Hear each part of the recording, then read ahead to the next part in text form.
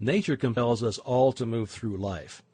We could not remain stationary however much we wished. Every right-thinking person wants not merely to move through life like a sound-producing, perambulating plant, but to develop, to improve, and to continue the development mentally to the close of physical life. This development can occur only through the improvement of the quality of individual thought and the ideals, actions, and conditions that arise as a consequent. Hence, a study of the creative processes of thought and how to apply them is of supreme importance to each one of us.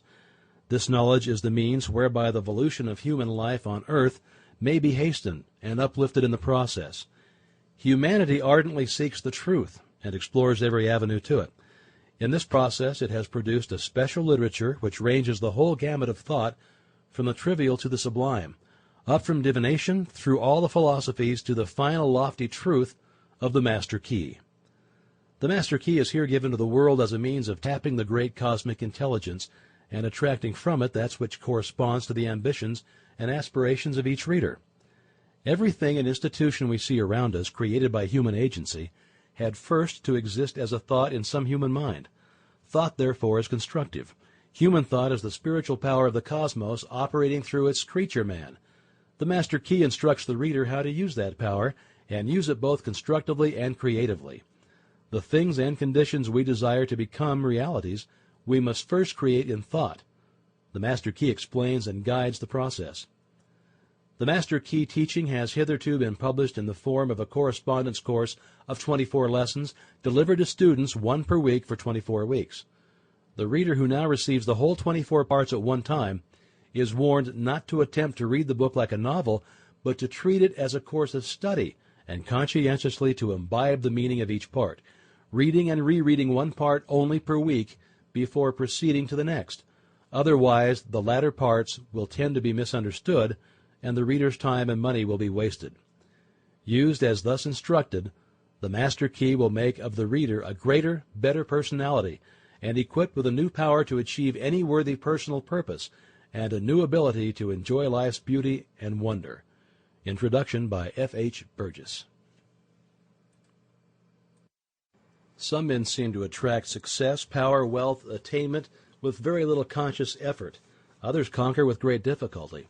Still others fail altogether to reach their ambitions, desires, and ideals. Why is this so? Why should some men realize their ambitions easily, others with difficulty, and still others not at all? The cause cannot be physical, else the most perfect men physically would be the most successful. The difference, therefore, must be mental, must be in the mind. Hence mind must be the creative force, must constitute the sole difference between men. It is mind, therefore, which overcomes environment and every other obstacle in the path of man. When the creative power of thought is fully understood, its effect will be seen to be marvelous. But such results cannot be secured without proper application, diligence, and concentration.